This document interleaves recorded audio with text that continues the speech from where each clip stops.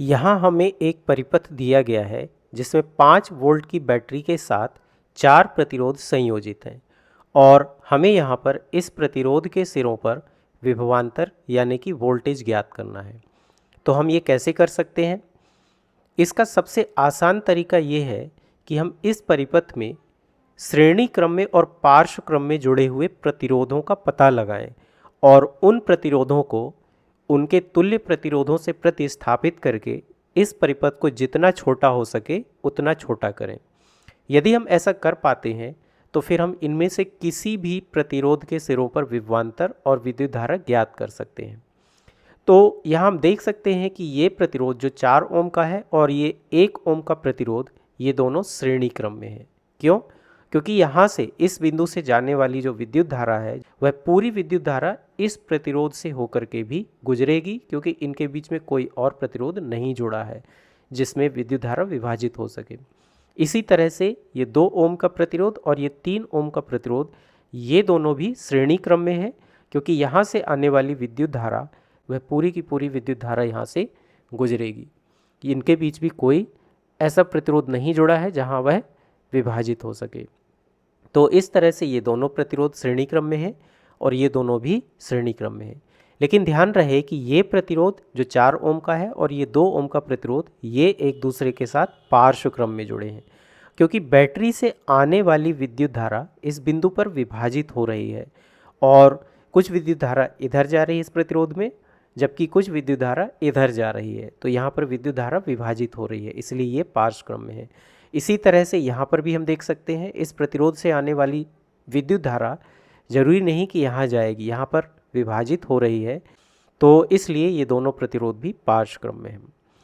तो हम यहाँ पर श्रेणी क्रम में जुड़े हुए इन दोनों प्रतिरोधों को तुल्य प्रतिरोध से और इसी तरह से इन दोनों प्रतिरोधों को भी इनके तुल्य प्रतिरोध से प्रतिस्थापित कर सकते हैं।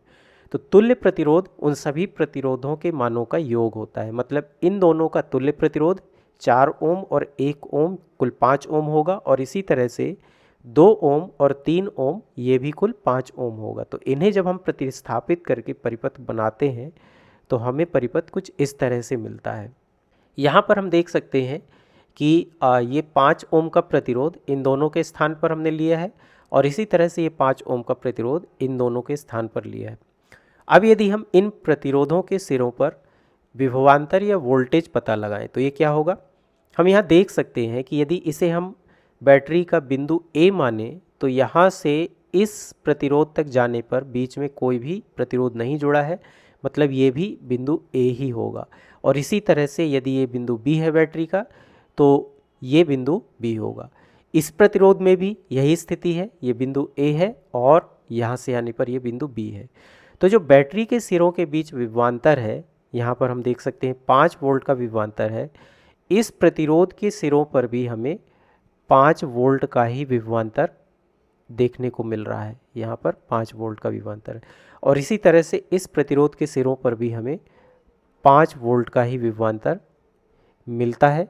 मतलब दोनों प्रतिरोध हम देख सकते हैं कि 5 वोल्ट का विभवांतर है दोनों के सिरों के बीच में। अब यदि हमें विभवांतर ज्ञात हो गया है, वोल्टेज ज्ञात हो गया, तो ओम के नियम की सहायता से हम यहाँ पर विद्युत धारा भी ज्ञात कर सकते हैं। ओम का नियम कहता है कि V is equal to I R. यहाँ पर V विभवांतर या वोल्टेज है, I विद्युत धारा और R प्रतिरोध है। तो इससे यदि हम I का मान ज्ञात करें तो क्या हो जाएगा? V बटा R। तो यहाँ पर यदि हम विद्युत धारा देखें तो क्या हो जाएगी? ये विभवांतर यानी कि 5 वोल्ट बटा R यानी कि 5 ओम। तो यहाँ पर जो विद्युत धारा होगी वो 1 एम्पियर होगी और इसी तरह से यहाँ पर जो विद्युत धारा प्रवाहित हो रही है वह भी 1 एम्पियर की होगी। विद्युत धारा के प्रवाह की दिशा बैटरी के धनात्मक सिरे से ऋणात्मक सिरे की ओर होती है, तो ये यहाँ से इधर को जाएगी और चूंकि यहाँ 1 एम्पियर की विद्युत धारा है, यहाँ पर भी 1 एम्पियर की विद्युत धारा है।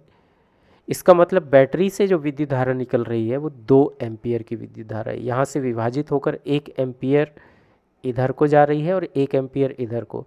तो इस परिपथ को छोटा करने पर हमें ये जो परिपथ मिला, इसके माध्यम से इन प्रतिरोधों के सिरों पर विभवांतर और इस परिपथ में विद्युत धारा की मात्रा को हमने ओम के नियम से ज्ञात कर लिया।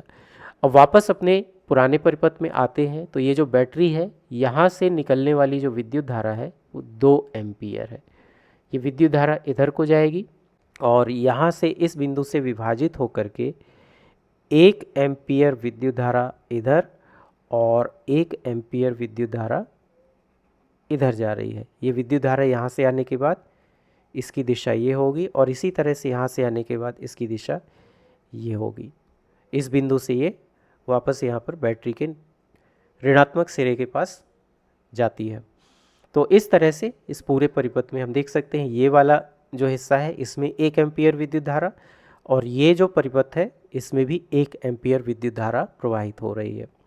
अब चूंकि हमें यहाँ पर विद्युत धारा की मात्रा ज्ञात हो गई है तो इस प्रतिरोध के सिरों पर विभवांतर हम ओम के नियम की सहायता से ज्ञात कर सकते हैं।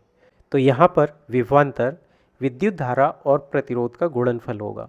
यहाँ पर विद्युत धारा 1 एम्पियर है और प्रतिरोध का मान यहाँ पर 3 ओम है।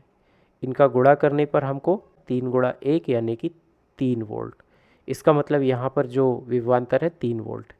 इसी तरह से इस प्रतिरोध के सिरों पर यदि हमसे कहा जाए कि विभवांतर क्या है तो इसे भी हम ज्ञात कर सकते हैं। यहाँ विद्युत धारा यानी कि I का मान 1 एम्पियर है और यहाँ पर प्रतिरोध का मान 2 ओम है, तो इनका हम गुणा कर देंगे, गुणा 2 यानी कि 2 गुणा 1 यानी कि यहाँ पर विभवांतर का मान 2 वोल्ट हमको प्राप्त हो जाता है।